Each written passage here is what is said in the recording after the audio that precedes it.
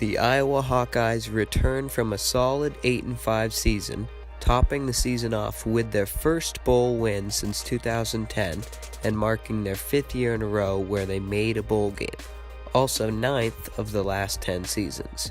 Their record does not tell the full story, however, as 3 of their 5 losses came by 1 possession, including a road overtime loss to Northwestern and the heartbreaking loss to number 4 Penn State on the final play of what looked like a signature Hawkeye home upset. Instead, that game came later in the season when they beat up on number 6 Ohio State, earning a ranking the next week in the college football playoff top 25. Iowa had a strong defense last year that kept them in games and were ranked 17th in the nation as a scoring defense, averaging just under 20 points per game. They only returned 4 starters from that defense, though, a huge loss being star cornerback Josh Jackson, who led the country in interceptions last year with 8, 3 alone coming in that upset win over Ohio State.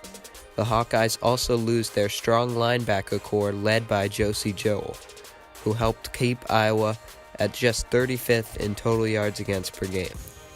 Iowa does, however, have the ability to bring in their 2017 5-star recruit defensive end A.J. Epinesa to boost the D-line that already returns Anthony Nelson and Parker Hess.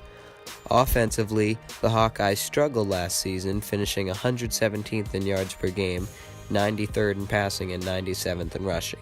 However, they were the 66th ranked scoring offense and 5th in the Big Ten, meaning they were able to score, but they wouldn't do it off of a long drive, but instead more likely an opportunity created by their defense or a long runner pass breaking free.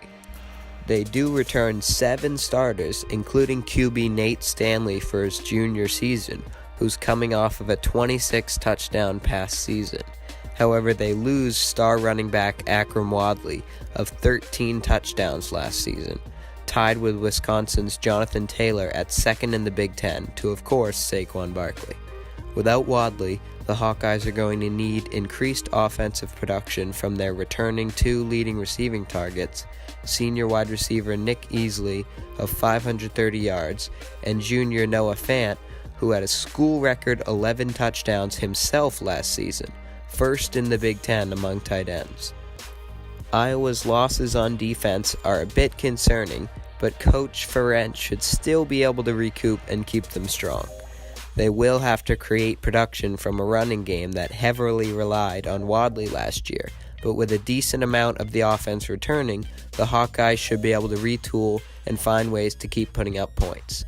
I have Iowa taking advantage of their schedule and finishing 8-4, making it 6 bowl appearances in a row for the Hawkeyes.